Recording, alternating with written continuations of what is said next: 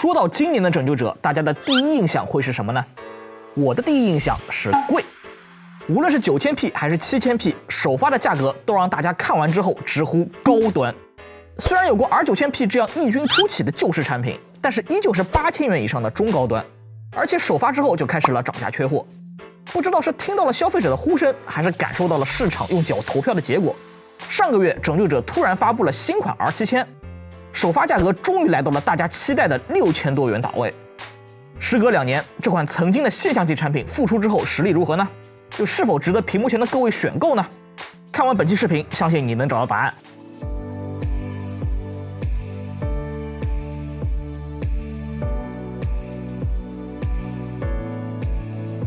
首先照例来看一下机器的基本配置，处理器是马甲 U R77735H，8核心16线程，显卡是主流的 RTX 4060，内存为 DDR5 4800兆赫兹16GB 双通道，硬盘是 512GB 的一联 OEM 固态，屏幕是2560×1440分辨率165赫兹的 IPS 屏，机器首发价是6299元。R7000的外观还是延续了老一代的经典设计啊 ，A 面没有用上新的背带库 logo， 只有 Legend 文字和 Lenovo， 这一点见仁见智啊。我个人会更喜欢这个。机身重量2.23千克，厚度20.2到25毫米，在游戏本里不算很重。适配器883克，偏重一些，整体旅行重量中规中矩。接口方面，机身左侧有一个支持 DP 输出的 10G C 口，机身右侧有一个 5G 的 A 口和一个3.5毫米的音频接口，机身后侧有 RJ45 网线接口，10G 的全功能 C 口 ，HDMI 2.1，两个 5G 的 A 口以及电源接口。3A 2C 的数量还是很不错的，但是位置排布呢不是很好。对比同模具的前代7000P，还砍掉了一个 C 口，原本的135瓦 PD 支持呢也阉割掉了，只支持100瓦，更别说今年的新 C140了。另外，机器的地面和 AC 面之间也有着巨大的质感差距，乍一看还以为是 3D 打印的第三方配件啊。最离谱的一点是两侧边角处居然有明显的割手感，应该是核膜线完全没有做打磨。对比它的前身2022款的7000P， 可能确实是为了强行阉割而临时手搓的地壳。单手打开 A 面，屏幕支持180度开合，屏轴稳定性符合预期。键盘布局呢一直是联想的好评点之一，手感也同样出色啊。毕竟即使上到2万元价位，还是在用这一块圆杆键盘。触控板的手感呢就比较一般了，算是融入价位吧。屏幕面采用了拯救者今年全线唯一一块16:9，有一节下巴。面板来自京东方，型号如图。实测中芯最大亮度402.2尼特，全亮度 DC 调光。屏幕色域容积102.8%的 sRGB， 覆盖95.9%的 sRGB。色温拟合7300K， 偏冷。对比度1230:1。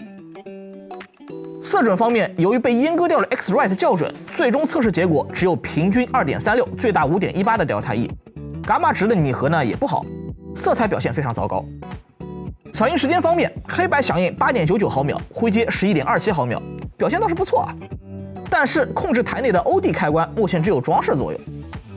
总的来说，不知道是故意的还是不小心啊，这块屏幕联想是一点也没调，对比同价位3、4线的竞品呢几乎没有优势，实在是有失拯救者的水准啊。打游戏够用，修图、做视频这类对于色彩有任何一点要求的工作，就准备好校色仪吧。接下来便是性能实测部分。到了这个时间点，7735H 就是680H 已经不是什么新闻了啊。8核心16线程，16兆的 L3 倒是祖传不变，但是 L2 对比本代的7840H 只有一半，频率低了不少，工艺呢也没有用上最新的4纳米。具体到性能上 ，Cinebench R13当中，第一轮分数可以达到14549分，随后也保持在了这个水平附近，性能释放很稳定。但是对比7840H 的时候呢，性能代差还是很难磨灭的。对比14寸轻薄本上的7840HS，R7000的7735H 不仅单核大幅度落后，在多核上呢也没有能够占到多少便宜。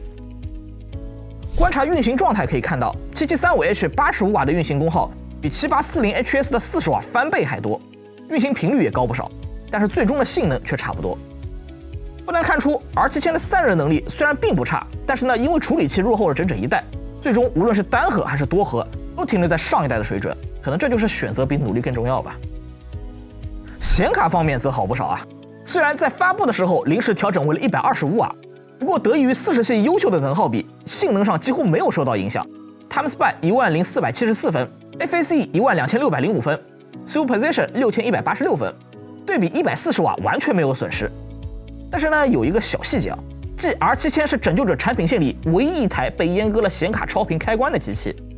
尽管可以通过小飞机手动超频，但是也不难看出联想真的很害怕这台机器的表现超过 R7000P。实际在游戏场景中，对比使用 i5-13500HX 的暗影精灵9和 7940H 的天选4，搭载 7735H 的 R7000，在 1080P 下，网游部分 COD19 和 Apex 中因为版本更新，才侥幸对比旧数据取得了一些优势。到了 FF14当中就原形毕露了。三英大作中，因为显卡瓶颈，与其他2台对手差距不大。1440P 下这样的情况进一步扩大，4060成为了游戏的主要限制，大幅度缓解了 7735H 的 CPU 瓶颈。简单来说，因为显卡瓶颈更加明显，因此在游戏当中 7735H 虽然对比真7000系和13代有差距，但是对实际的使用影响呢比较有限，体验上不会出现断层。接下来看一下机器的内部结构，机器拆机难度不大啊，拧下底面的所有螺丝即可揭开后盖。内部的布局并没有像今年的新 R7000P 一样画风大变，而是基本沿袭了2022款的7000P。左侧的热管有所调整，以及阉割掉了所有的硬盘和网卡的散热片。电池也从80瓦时去掉一块电芯，强行砍到了63瓦时。直测 PCMark 续航时间为6小时39分钟，中高负载脚本续航时长为3小时13分钟。电池容量还是带来不小影响的啊。不过目前第三方平台可以买到2022款7000P 的80瓦时电池，理论上来说可以更换，动手能力强的观众可以试一下。上方的屏蔽罩内是一对5600兆赫兹的8GB 内存，实际因为平台限制运行在了4800兆赫兹，性能如图。右侧是原装的512GB 一联固态242规格，实测性能如图。左侧还有一个2280的硬盘位，网卡是 MT7921，本次也测试了速率和稳定性，供大家参考。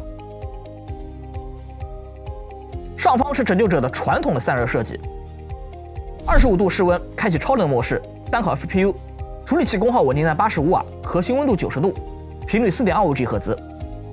对比 R7000P 的76瓦100度，不知道好到哪儿去了。单烤 Full Mark 显卡稳定在125瓦，核心温度76.6度，频率2200兆赫兹左右。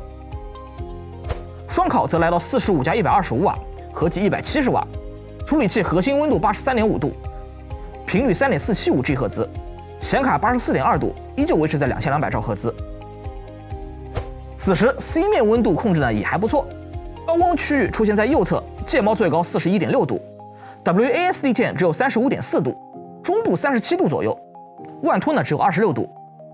不过此时的人为噪音已经达到了58分贝，在游戏本里也算是很吵闹的了，建议佩戴耳机。另外，如果将机器垫高，那 CPU 的温度会下降到93度，功耗上升到70瓦，频率 4.025G 赫兹左右。显卡温度下降到82.3度，功耗125瓦，频率2235兆赫兹。此时总功耗已经冲到了足足195瓦，已经和 R9000P 站在同一水平线上了。看得出这个模具的散热能力确实非常出色。详细的介绍就告一段落，此处照例总结了3条优缺点，供各位参考。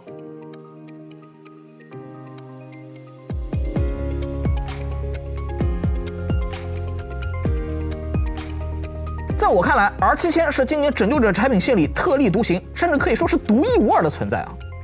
以 Y9000P 和 Y9000X 为代表的拯救者2023产品，秉持的是在终端模具里强行上高配来冲击高端，就像是路边的大排档里的炒面里加燕爆翅，成本和售价确实上去了，但是呢，却没有办法给消费者带来高端产品的高级感，自然也没有办法收获用户的认可了。